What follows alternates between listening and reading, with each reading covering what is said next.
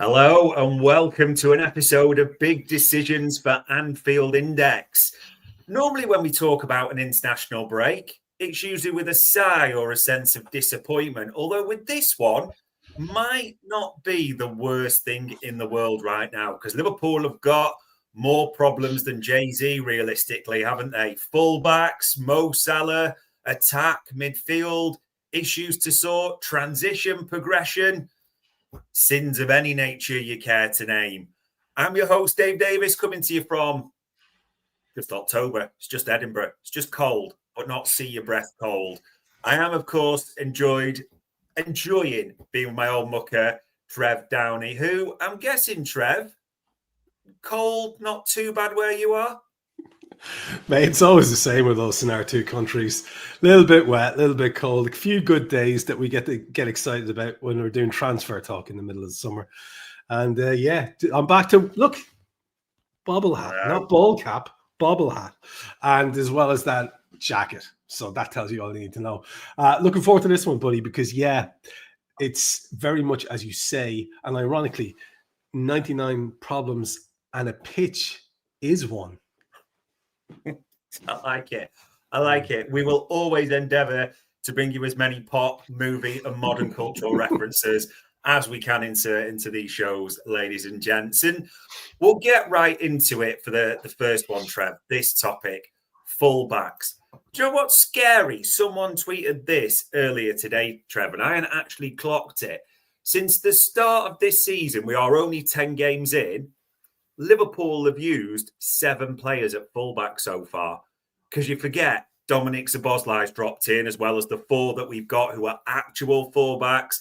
Endo had a stint in the opening game, which was pretty disastrous, wasn't it? Joe Gomez has had minutes there as well. So 7 fullbacks so far. And it is an issue that is right under the microscope. I mean, you see Neville there talking about Kirkes in this one for the Chelsea game, saying he looked like a youth player. And as much as I can't actually believe I'm defending Gary Neville somewhat, a lot of people have had a bit of a go or criticised Milos Kirkes' performances recently. So I kind of want to look at, for this big decision, what are we doing with the fullbacks? What's the solution for this? And if we start on the left, Milos Kirkes, a few good games. You know, we're not just sort of blanketing. We've got to do some analysis, but has struggled largely this season. Is a little bit, though, of what we are asking him to do a big factor in this? It seems to be very much the problem. And I don't know. Sometimes, Dave, you probably get this feeling a lot as well. I don't want to feel like a fraud, but like I always say on this show, there are people who spend hours more than I do analyzing the finer points of the game. Yeah.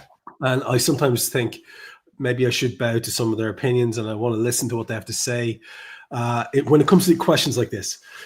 But then I remember, like I said to you the last day, how old I am, and I realized I probably know more than all of them put together because I've watched more football than all of them put together because I am as old as dirt.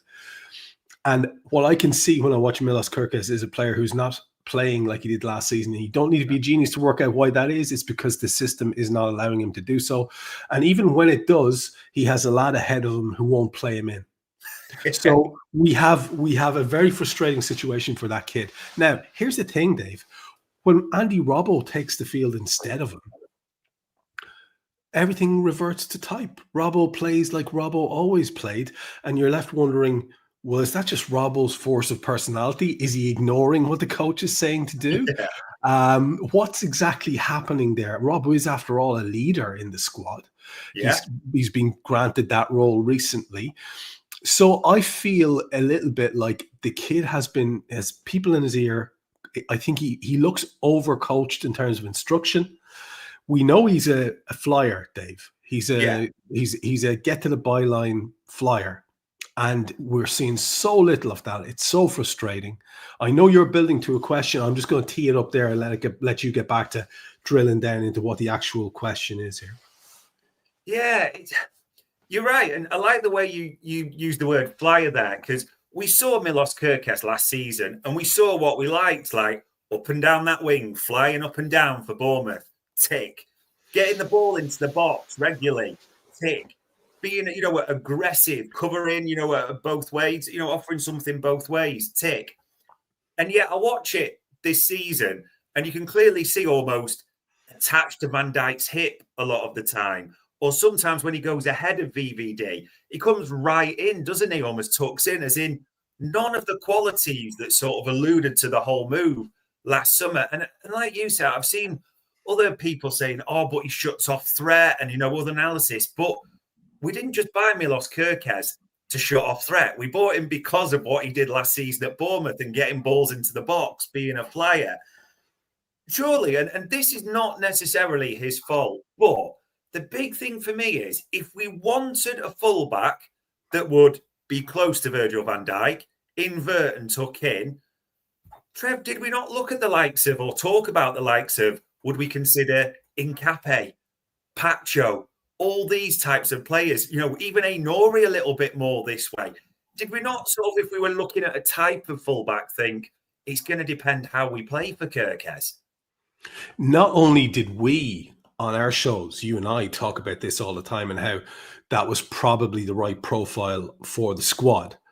We know for a fact that the club looked at Nkape and others who would have been perfect fits for this.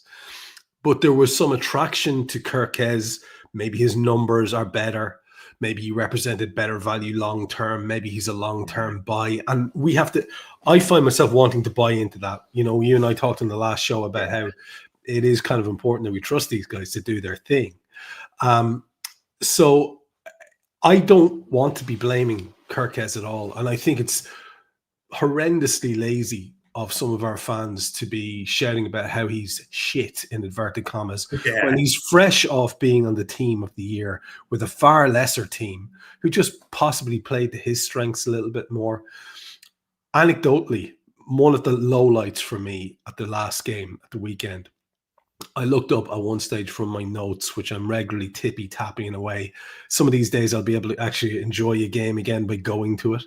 And as I'm typing away, getting ready for Raw, I look up and I see Kerkez in the equivalent position to where our good departed right back pal was many times. He had drifted not only to the centre, but right of centre and advanced right of centre. And I'm thinking, dude, it hasn't just been a corner. Why are you there? And the only reason he's there is because he's been coached to be there. It has to be.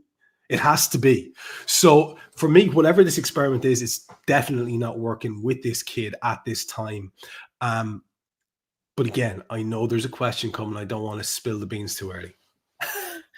Yeah, and you're right, because as you mentioned before, and then it's not just Chelsea, but Robbo comes on. And like you phrased it, I think, well, it reverts to type. Like, hold on, the left back's going past the attacker and getting into the box and getting a few. And that you're thinking, hold on, why wasn't this allowed? Like for the first however many minutes it was, 60 odd minutes of the game. Why this change all of a sudden? So, as you say, people then like, oh, it's better suited with Robbo, but Robbo seems to be allowed to do things that Kerkez isn't.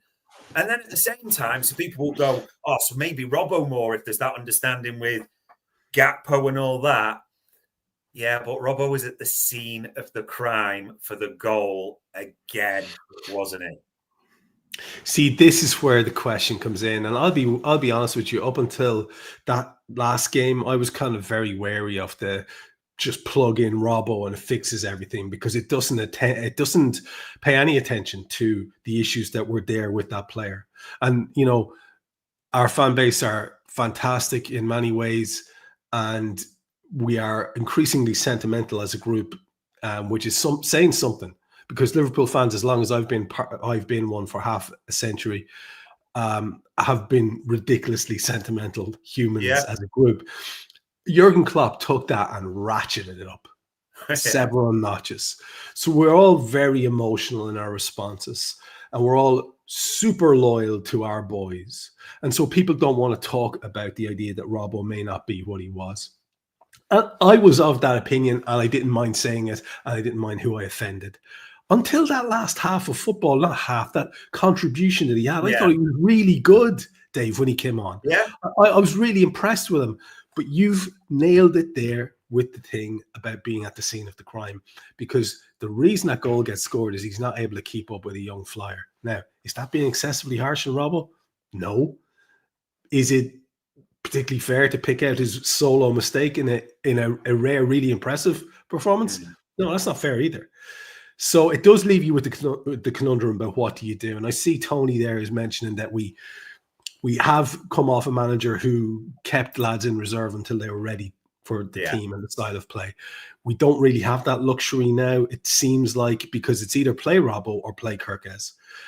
And if I am getting the signal right here, it's about which one would you go for. And for me, we have to persevere with some of these people that we've bought. And to me, he seems like the one that you persevere with.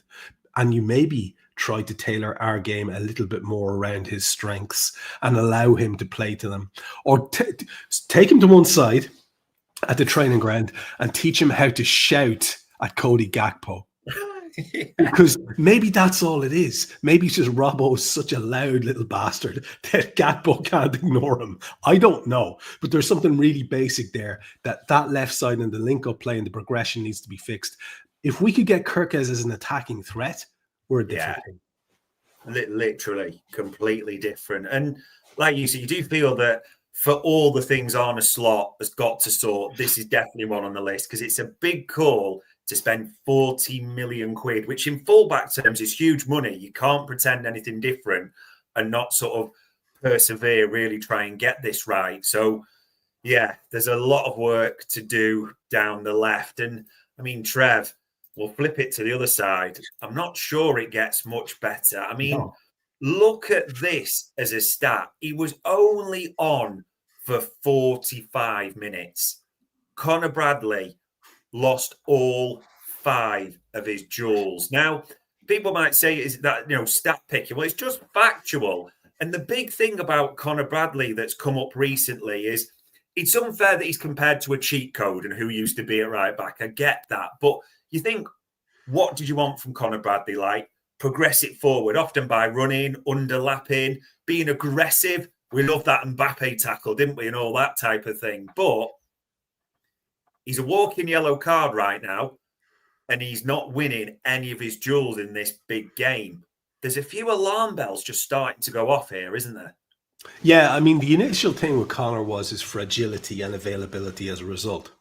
And then it was, for I think most of us who are being honest about his performances, is he a good defender? Is he a good defender? I'm not sure if he is a good defender. And because he made that great tackle against Mbappe and several other notable challenges, it's heresy to suggest that he's not a good defender, because did you not see the Mbappe tackle? Yeah, and I saw the other ones where he got skinned or he wasn't in the right position or whatever. So it looked like we had on our hands a lad who maybe isn't the defensive monster that we'd like just yet. Now, can that be improved and coached? Absolutely. But you're exactly right with Conor Bradley. The thing that we loved about him was the fact that he wasn't Trent. He could swashbuckle forward carrying the ball. Again, you're bang on with the underlapping runs. Great. He can get to the byline. He can cut the ball back. He's a very good passer under pressure in advanced positions. He has loads of strengths, and there's no reason why he shouldn't be part of this team. And really, at the moment, if Frimpong is too attacking, in inverted commas, or not defensive enough, not strong enough defensively, then he's the guy to go with. But the Frimpong thing starts to get interesting when you say, well, could you coach him to be a better defender? Because his recovery pace is kind of off the charts, and he possibly does offer more as an attacking threat. So it gets complicated. Gets complicated. You're right. It gets complicated. It gets more complicated by probably the poor form of both. I get injuries are in the mix for this. You've got to be fair. But we're also seeing with Frimpong a little bit, and Dominic Szoboszlai comes into the right back conversation. But the last time we saw Frimpong, right wing against Galatasaray, was it? And even since he's come back, it seems to be Bradley or Szoboszlai ahead of him. We're not convinced that Arne Slot particularly trusts Jeremy Frimpong at right back, does he? That seems to be very much the thing. And I don't think we're very far off with our assumptions. We were kind of wondering, how did he feel about Endo? And it became really clear as the season went on. How did he feel about Chiesa? It became really clear as the season went on. In other words, our initial suspicions were right, because Arne, like Jurgen, has his boys, his go-to boys. Yeah. No greater example of that really at the moment than Cody Gakpo. There isn't. And so we're looking at a situation there where the other flank is a bit of an issue. And now this right side that we're trying to talk about is also an issue. And it's about, for me, shoring things up at this stage, Dave. And I think that there's very little in it, but I think that Bradley is the better defender and can be maybe leaned on and leaned into a bit and coached a bit quicker to be a more solid defender, take that rashness out of his game a bit, especially when he's tackling and stuff like that and in his challenges. And the solidity then you might get offered from his ability to go forward as well might offer us the better bet. But then aren't you sitting there waiting, crossing your fingers that he doesn't pick up a knock as well? I mean, there's nothing ideal about this, Dave. Do you know what? Pick up was the word I was actually thinking, I was thinking about with Conor Bradley. The two things you're waiting for him to pick up at the moment are a yellow card, because he seems quite, advanced at doing that. And like you say, just a strain, a knock, something that's going to keep him out for another 5 games. So that question mark just lands alongside him as well. And I think more than anything, Arne Slot's biggest go-to in games when he wants to change it, or he wants to, you look at Arsenal with the free kick from Dominic Szoboszlai, he is not adverse to playing him at right back. And I mean, look at some of these stats for Dominic Szoboszlai here. I mean, most progressive passes, most shot creating actions, most tackles won, tackles and interceptions, most recoveries, most carries into the final third. A brilliant season so far. It's hard to argue anything different. But, I mean, even on Saturday, Trev, starts at 10, a little bit in the 8, and right back. And we kind of had a little bit of a warning with do you remember there's that bit late on where Fernandes hits the post with his header because the Szoboszlai switched off tracking him and all that. But there seems to be this, but if we play Szoboszlai, he's the closest we've got to Trent, so we can progress the ball that way, because the rest are struggling fullback and Ibu-wise at the moment. Is that strategy long-term? Keep with Szoboszlai at right back? Well, it's the knock-on effect that has, isn't it? Because I think everyone was delighted to see the midfield restored to its last season shape going into the last game, and we all thought that, well, that was quite heartening. This should help us, because we definitely are getting beaten in midfield everywhere. And it helped us until it didn't, because then we realized, oh Jesus, neither of the other two lads are up to much at the moment either. Max so horrendously off it. There's all this debate about did he or didn't he have surgery? What is it exactly that's holding him back? If he is rehabbing something, just keep him the hell out of the game altogether until he can play properly. There's something off there, and it's so off that it's really noticeable. And we know that Grav can't do that 6 thing on his own. And so I was delighted to see Szoboszlai restored to the midfield. The fact remains, though, that he's our best current option at right back, mainly because of the guys who are, when I play PlayStation, I always put my best player right back, because you can sort of run the game from there in a Trent style way. And a lot of us PlayStation types are going, put Szoboszlai in there, because if, like you said, he can play the passes and he can get the ball up the line. He's very good with his usage and distribution. But like you also said, man, I said it on Raw a couple of times, he was mercilessly exposed because the man's not a fullback. And a good winger will angle his run or arc his run the right way and suddenly be in acres of space to any ball over the top or down the side. So that's an issue. And you'd like to think that Conor Bradley, a lad who has been playing fullback, would be able to address those things. You'd like to think that Frimpong, who has played some time there as well, would be able to be aware of that and wary of that. Of course, Szoboszlai has the intellect and football nous to be aware of it as well. But it weakens the midfield. And if Mac is going to be off form, I don't think we can miss him from that area. So for me, it has to be one of the other two. And our man is going to have to stick or twist. I would rather that the season kind of went to shit with us maintaining some sort of a vision or a plan of what we're doing. Because at the moment, Dave, I cannot see what that is. I can't see it. Yeah, and it's like you say with the midfield. I mean, two of the original midfield three, if you want to call it that, from last season, are finding themselves in the back line repeatedly. Yeah. Gravenberch at centre back, Szoboszlai at right back. And I think you're right to sort of bring this topic really home. Fullbacks, whether he makes a case of we say keep Kirkes, start to use him in the right way. Bradley or Frimpong, make a call on that. But either way, with these fullbacks, chopping and changing, bringing midfields there in different positions, he's got to make a call and stick with it, hasn't he? He's got to have a plan and see it through. He does, and I see some chat in the chat panel there, and James is saying 4-3-3 with a lone 6 and 2 8s. And then the only thing I'd say to James is, who's the 6? Because if it's Ryan Gravenberch, then we might be asking the wrong question. Because much and all as we love the guy and his many abilities, he can't do that job on his own. He can't. And just because he plays centre half every so often doesn't mean he's this defensive genius either. He just happens to be a big rangy footballer who has a lot of talent and can do a lot of things. So we don't have the specialist to play the solo 6. The three of the lads chipping in together and doing a bit of everything was what helped us last season.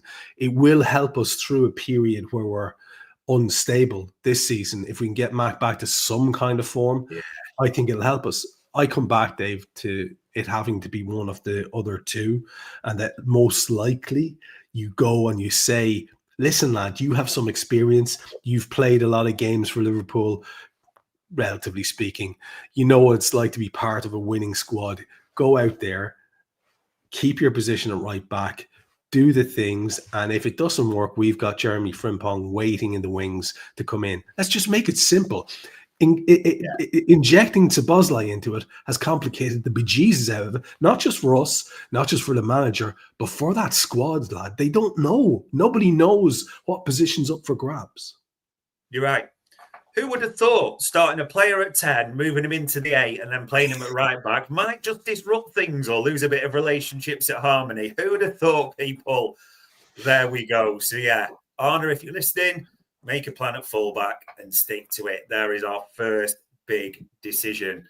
Now, this second one, I'm treading carefully here, Trev, because cards on the table. Mo Salah is my favourite player. I adore the man and I despise criticism of him and the things I've been hearing recently. Stones being chucked at a man who is an icon, carried us quite often during periods recently. Like the key reason we won the title. I know others will say Van Dijk, and I'm not doubting that, but Salah was player of the year, won all the awards, should have won a Ballon d'Or for good reason.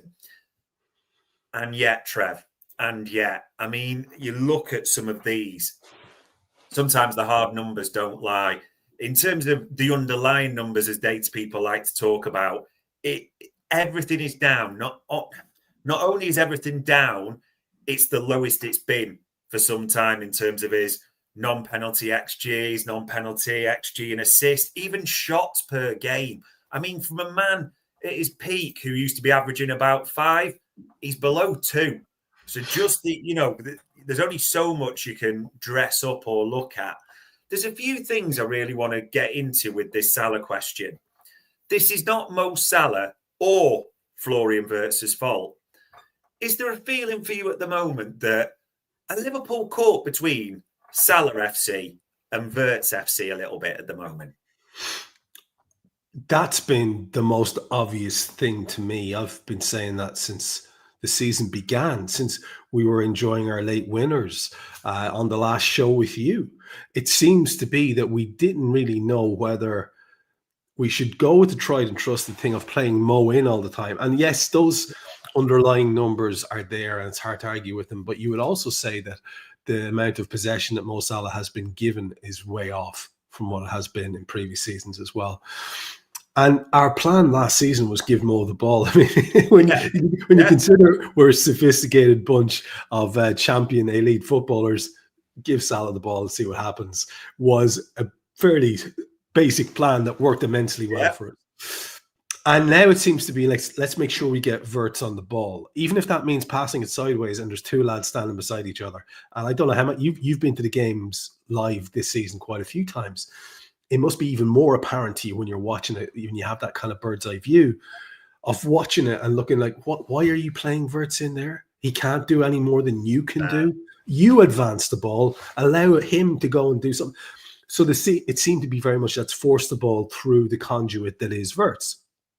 Now, so far that hasn't been successful, and that's not necessarily a comment on Wirtz entirely. It certainly partially is, because if he hit the ground really running, he'd be banging in long-range shots and putting in assists and stuff like that. But it hasn't gone like that for the kid.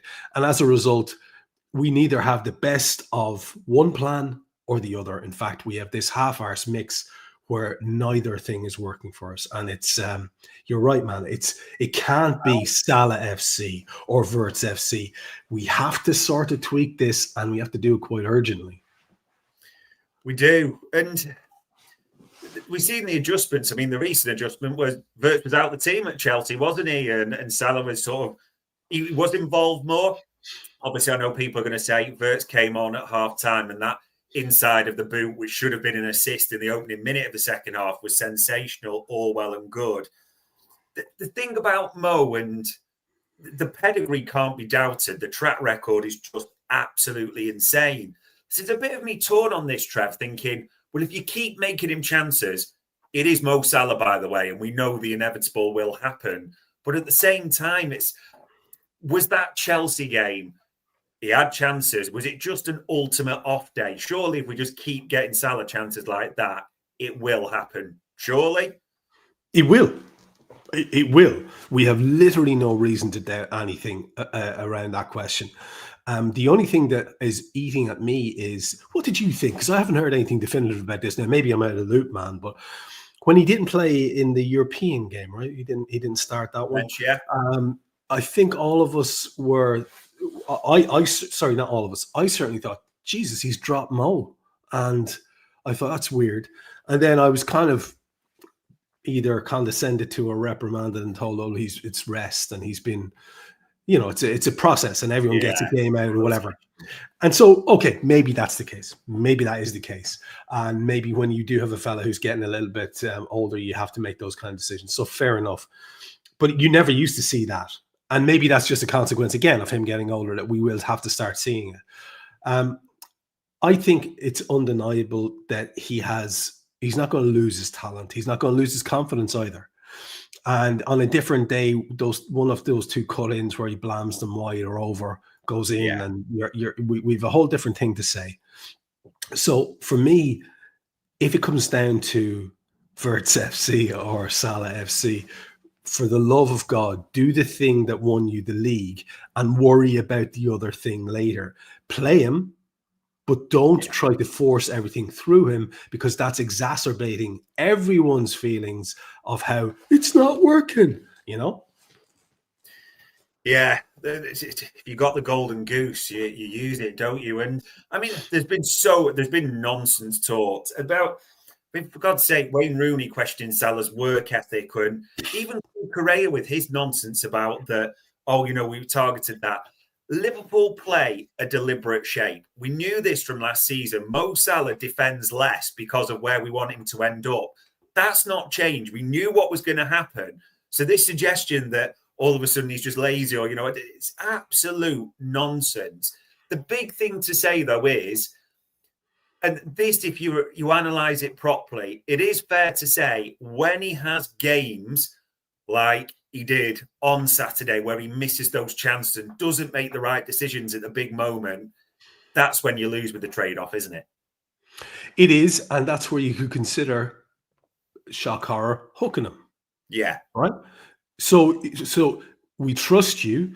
We know you're the main man. We want to show that. I think that benefits everybody confidence-wise, him and us as a team. And then if it doesn't work, don't throw your toys out of the pram now, little Mo, because you haven't been doing it. And so for the last 20 minutes, we're going to change things up a little bit here. And on comes the ready-made replacement that is Jeremy Frimpong. And we'll do it slightly differently. And you know what? Maybe it works. And maybe that's the kick up the hole that he needs. I don't know, Dave. I don't know. Like you, I hate criticizing him. And I'm very much, as you can hear, I'm very much of the opinion we play him. And we play him until it becomes completely untenable. and it's not going to. And if we play him and we play to his strengths, it will work. And if it doesn't, you hook him. In the meantime, the question is, do you extract Florian Wirtz from the team? I think that is, again, a no-no. I think he should start. He doesn't have to start in this place where maybe Arne Slot flew out and sold him a vision of being the fulcrum of the team. Yeah. I couldn't give a shit about that summer conversation now. What I care about is making sure we don't fall out of a title race because of the insistence on playing a guy in a position where it's not working for the team because we don't have enough defensive cover behind him. So keep him in the team, play him on the left, take Cody underperforming Gakpo out of the team, and we can all get on with our lives. And if he can't play his way into it as a world-class footballer from the left wing, there's something wrong. He'll be fine. And eventually he'll stick his hand up and go, put me in the 10. I need to be in there. And it'll work because he'll have gotten confidence from getting a few goals and assists from the left-hand side. It's not difficult, Dave. It's not difficult. No. And you're right.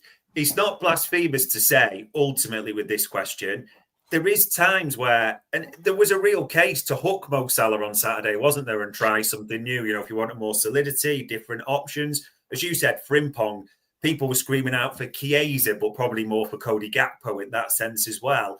But also, AFCON isn't a million miles away, in all honesty. You know, and Salah is aging, all this. Again, this is like ultimate blasphemous. So forgive me, Father, because I am sinning on this. But there might even be a bit of, maybe just start to see on small patches, very small patches, about, you know, resting Mo Salah, taking him out at a certain minute, seeing what it's like without him there ahead of AFCON. It's not the worst plan as much as it's sinful to say it, is it? It's not, because you'd like to think there would be several games coming up where, say, Mo isn't performing, but we're actually a goal up or 2 goals up, heaven forbid, with 20 minutes left. And you could actually have a situation where it's a healthy scenario to take him out of it at that stage. We don't need him there for the last minute tap in or the bit of brilliance, because we're not looking to rescue a game at the fucking death, Dave. Wouldn't that be lovely? You know? Yeah, it just absolutely crazy. And DBR asked a question, which I think we'll both answer there. Do you think Chiesa deserves more game time for this one? I think he should be starting over Gakpo. And it sounds like I'm really bagging on Cody, but Cody's not the solution in that position all the time. He's certainly not at the moment. We need someone dynamic who's like constantly on the go, who can do a few different things. And the last Chiesa performance was so bloody good that it's actually offensive that he's not in the team, that he's not contributing. It sticks in my craw immensely that he's not getting an opportunity to play. Now, again, people will say injury this, injury that, whatever. Yeah. But Arne Slot has a track record of not trusting the dude. So I really, let's allow the guy to fail spectacularly at least, or allow him to be as underwhelming as the big Dutch lad ever went. Let's see that. Yeah, honestly, I would rather go with that, because at least then, subliminally, Arne Slot can turn around and go, told you, type of thing, when we're all like doing their thing. But if we're operating a pure meritocracy on what we're seeing right now, and form comes into the mix, I'm struggling to see how Chiesa isn't getting more minutes. And what was even hopeful of was he was in the squad ahead of Rio Ungamo, wasn't he? The opposite of what happened with the Champions League for Saturday. So I was thinking, cool, might get a shot and might get serious minutes.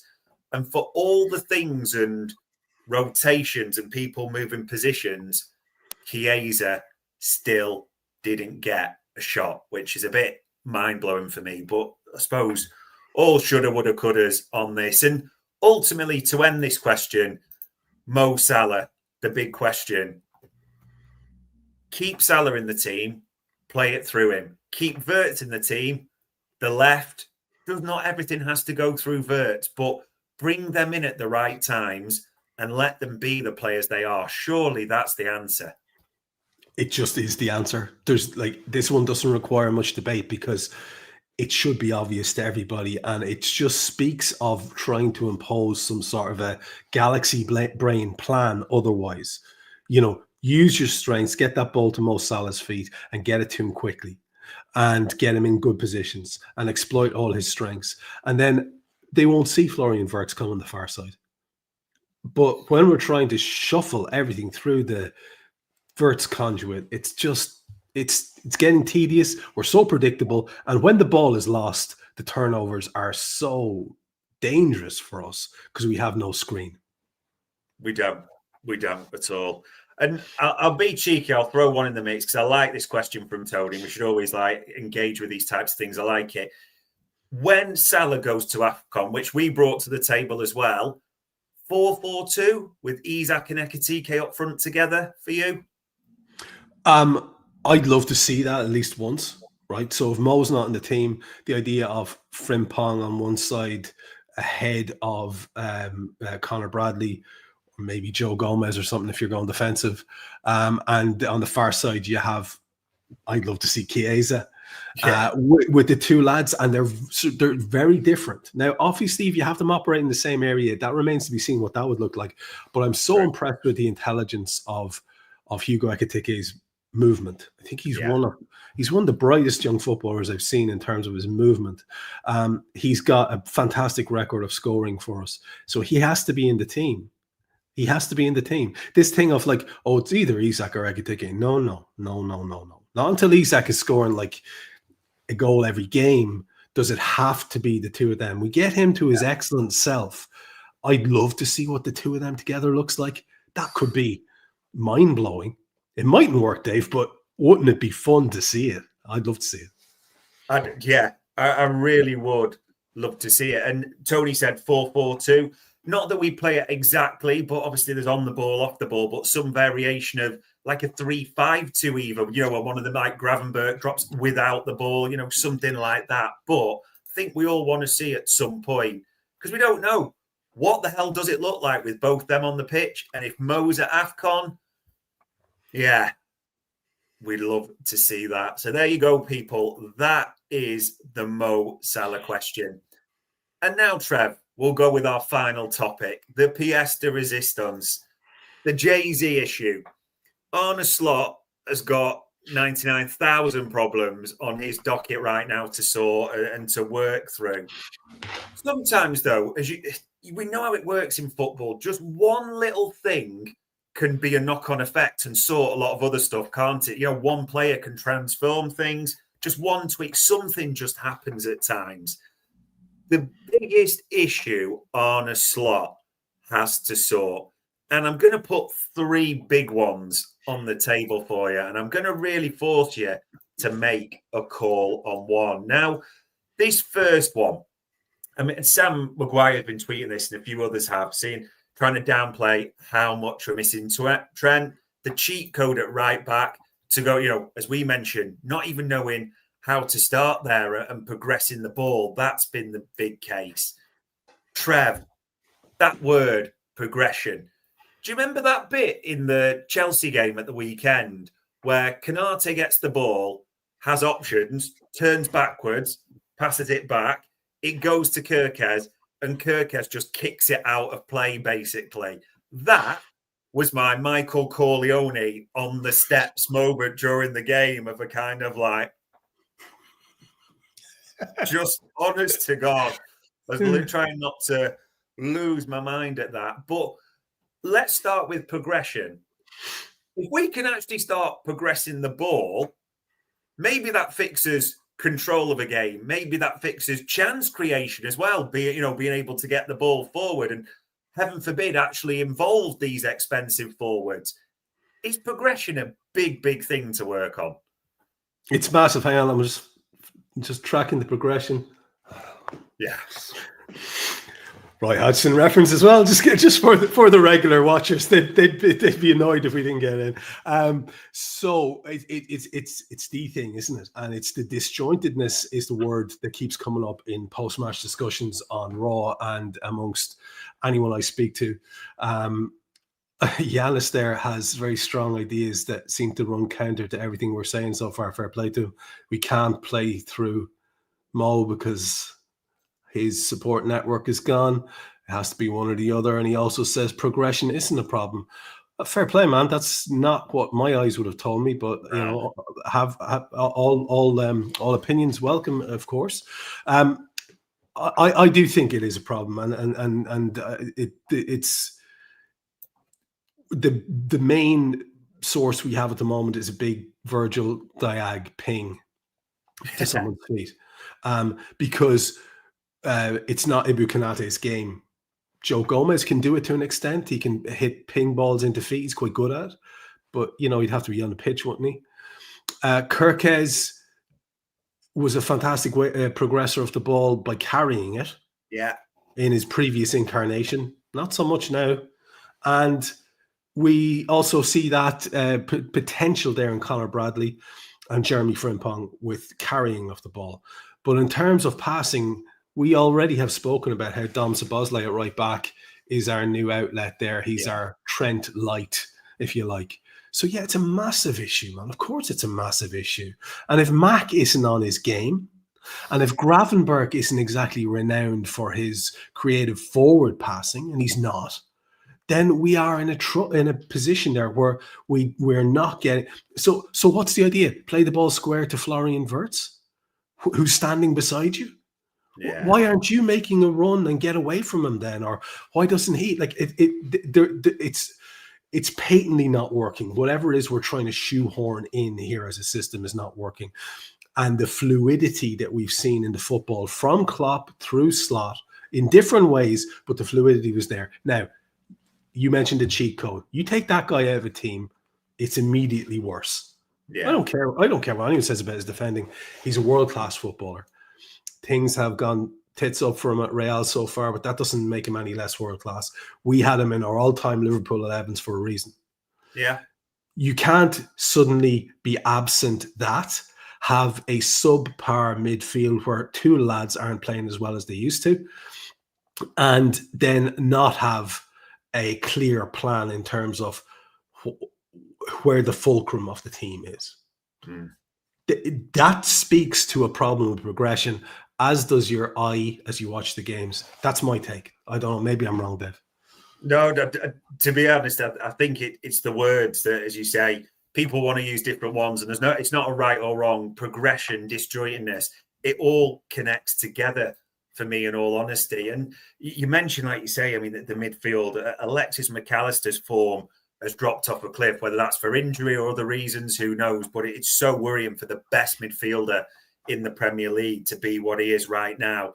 And also, I was going to ask you, I mean, Ibu's had a horrendous season. We don't need to go into all the contract stuff, but it's also telling. I mean, he's never been a progressive monster by any means.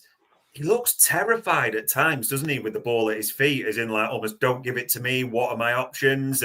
Doesn't seem to understand that Mamardashvili is left-footed at times as well. It just, that centre-back, for that right-sided centre-back, it's not working there progressive-wise, is it?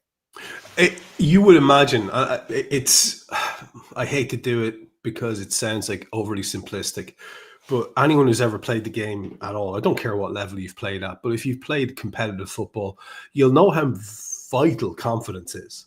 Yeah. If you've coached competitive football, you'll know how vital confidence is. I've looked at lads on underage teams that I've been coaching. A 15-year-old kid, one of the best footballers I've ever seen at any level, could run a game, absolutely run a game, and his confidence went, and he turned into a shadow. And it was about getting him back to playing like himself. And I actually took some advice from Jan Molby, and I was just saying, I don't care what you just keep playing square balls, stop taking on anything too aggressive, do it. Trev talking to Ibu, just do simple shit, man. You're too good. You're too good to be struggling. You should not be struggling physically or mentally. You shouldn't. He's a superhuman. Look at him. He's a giant. He's a supremely gifted footballer. Yeah. He should not be struggling. And he has a lot of confidence. But when your head goes, your head goes. It's not overt displays of bravado. It's about what your head is saying to you in any given moment.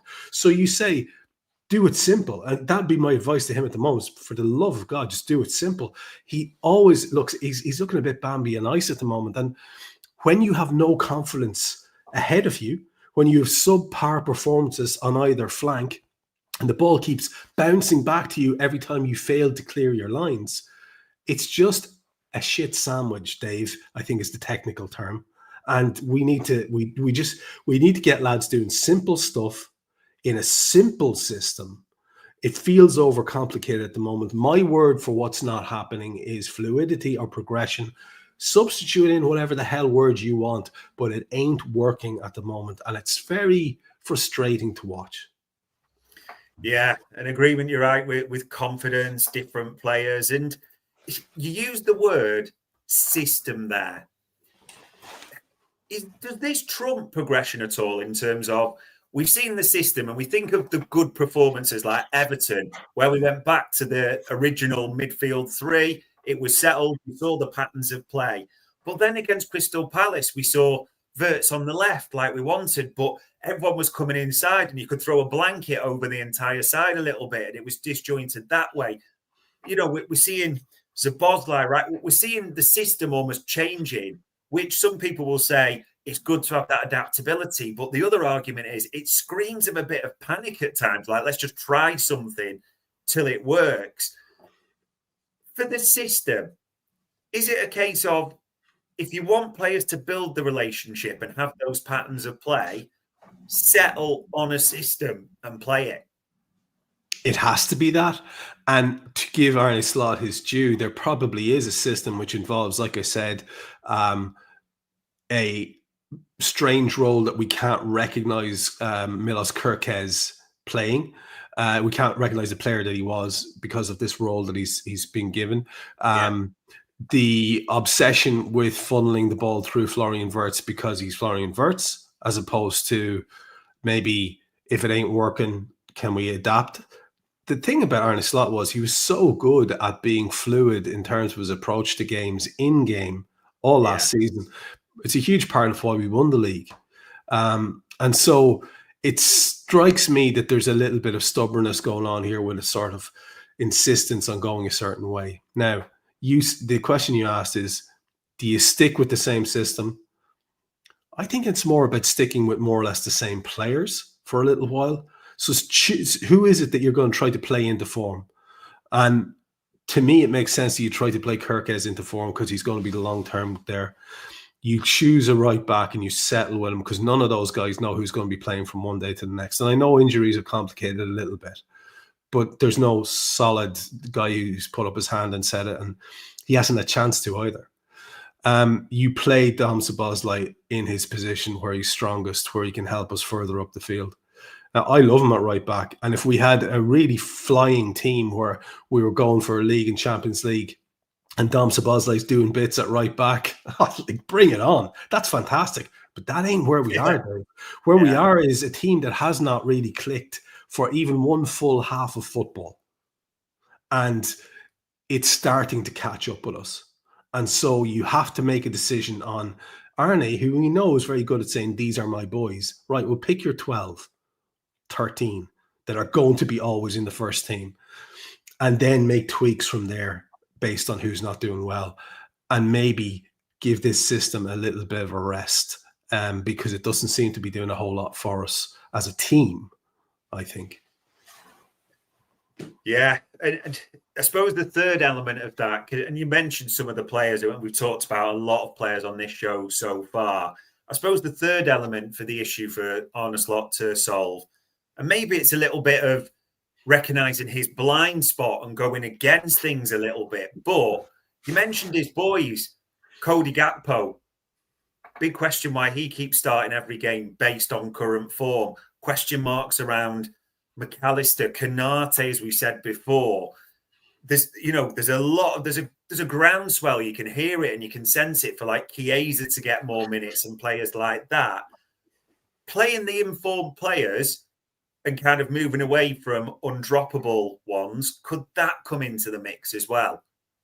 Absolutely. And realistically, after a long period where he couldn't buy a ticket to even watch a game, Chiesa played his way through sheer attitude and talent into a situation where he was our informed footballer, and suddenly he's out in the cold again. I know there was a slight complication with a knock, but I think that was after the game or whatever.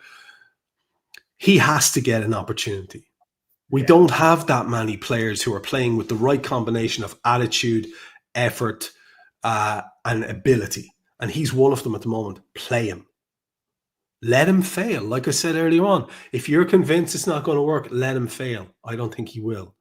And I think clearly this dude offers a lot more in almost every aspect of the game than Cody does. And system is the word. Modern football is all about system football. And modern coaches are incredibly scientific in their approach. And Arne Slot is no different.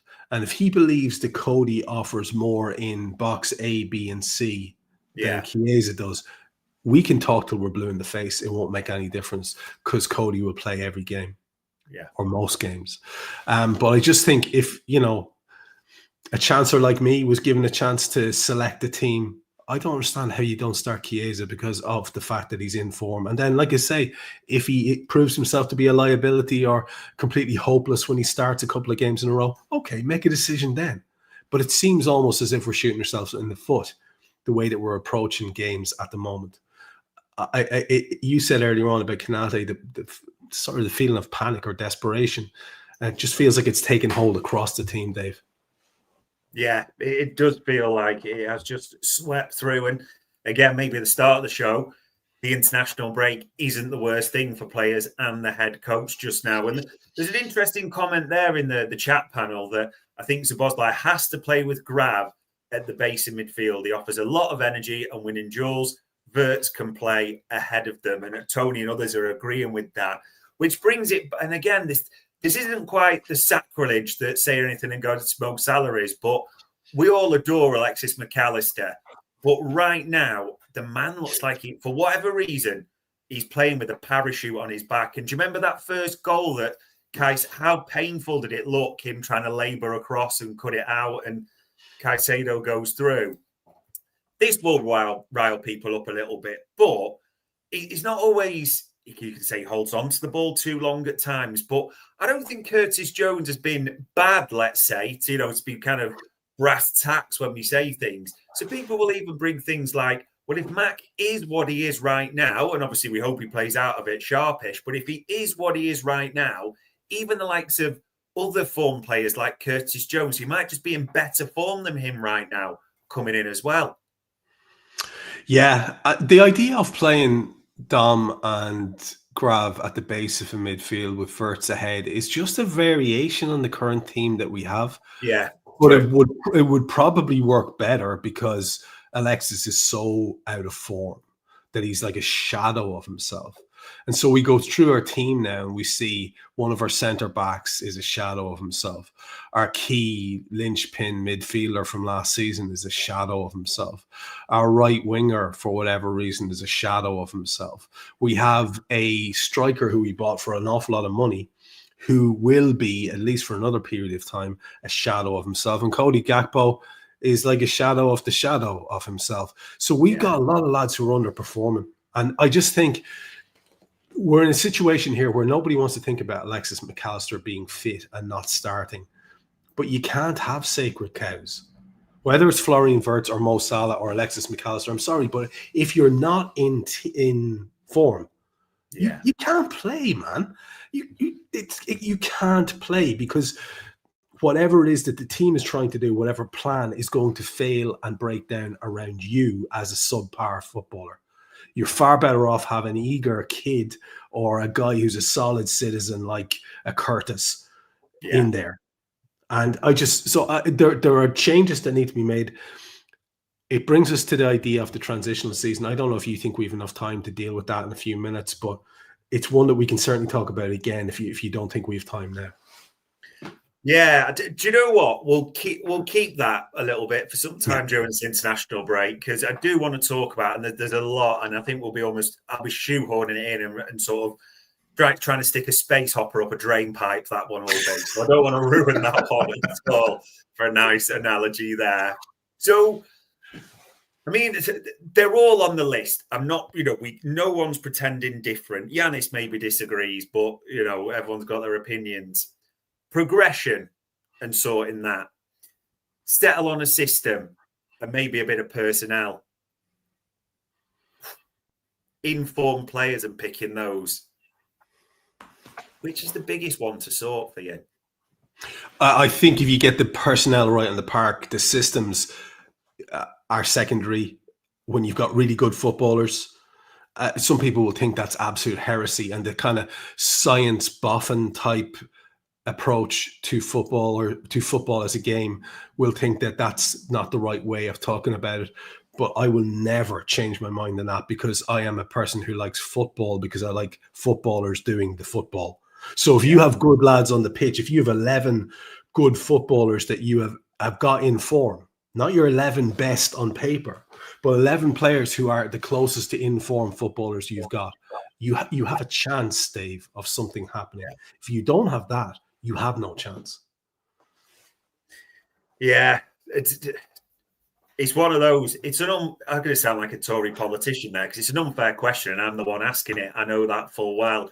I agree with you. If you get that system, you get the personnel right, you can then bring others off if it's on if it's not quite working as well at the same time, and it should help with everything. But Christ, is there a lot to sort for Arne Slot? And this was a good question, and I don't mind this. We'll finish on this one from DBR. If we drop points against United at Anfield, would it be fair to be worried then? Would that be on the manager? I don't even like discussing this, but what do you reckon? Listen, everyone should be open to being criticised. I just said we can't have any sacred cows in the pitch. We can't have one on the sideline either. Now, some of the comments about Arne Slot have been somewhere between demented and just imbecilic. Like, I've been dealing with some of the biggest mouth-breathing troglodyte dopes on Twitter and trying to get them off my timeline, looking at the nonsense they're talking about. Now, can we criticize the guy? Can we say that maybe he's being a bit stubborn and that he's trying to force something that's not working? Yeah, that's fair. But this nonsense of, he won the league with Jurgen's team. Piss off. Piss off. Why didn't Jurgen win it with Jurgen's team? Yeah, nonsense. It's absolute shite.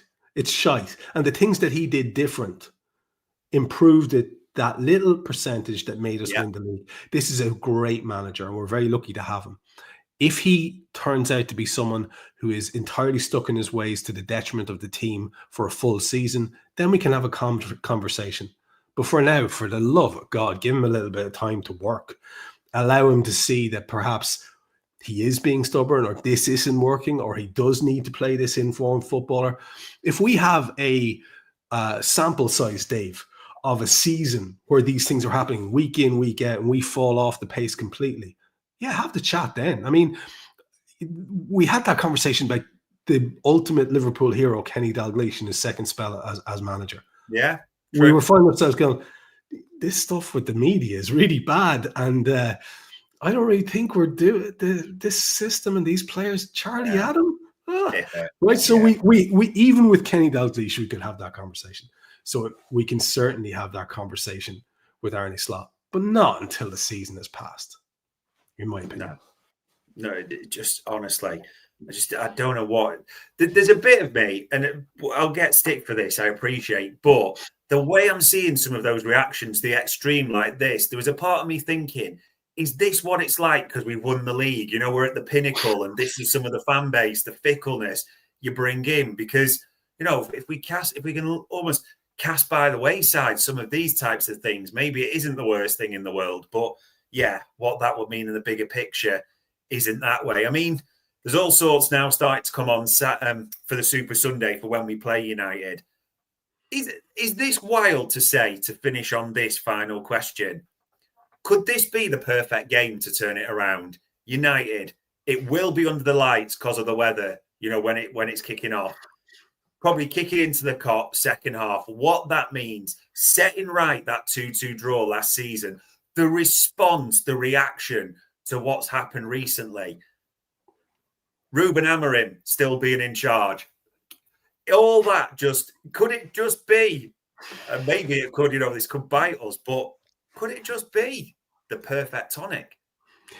Okay, yes, it could bite us in the arse, and there could be United podcast playing extracts of this little conversation between us going, haha, wankers, and that could happen, and we'll just take it on the chin if that happens.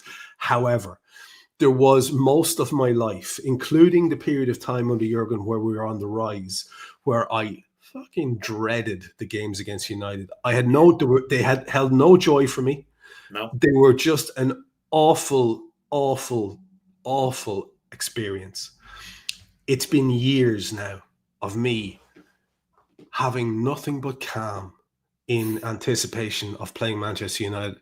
And it's not that they're not still capable of pulling off a result here or there. It's just that our squad is much better than theirs and has been for a long time now, since about 2018 or so, 2017 or whatever it was. And so I have zero anxiety about this game because it's United anymore. That's gone for me for good now. And it'll take another 20 years of them being on top forever to come back. And that's a wonderful thing. It means I can look forward to this game now personally and say, Dave's dead right. There couldn't be a better game because it still means everything. Yeah. You can talk about the derby all you like, but Liverpool Man United is the biggest game in world football. It's certainly the biggest game in British football. And so it means everything. And for us to get that restabilization, that sort of boost, that kind of we're back feeling against that lot, come on, man. It's perfect. It's like it was scripted. Now, to that end, it could also be the death knell. And I don't want to sound overly dramatic, but it could be the death knell of our season, our campaign, if we have another big slippage in terms of 3 points for our rivals and us losing 3 more. That could be a killer for our league aspirations.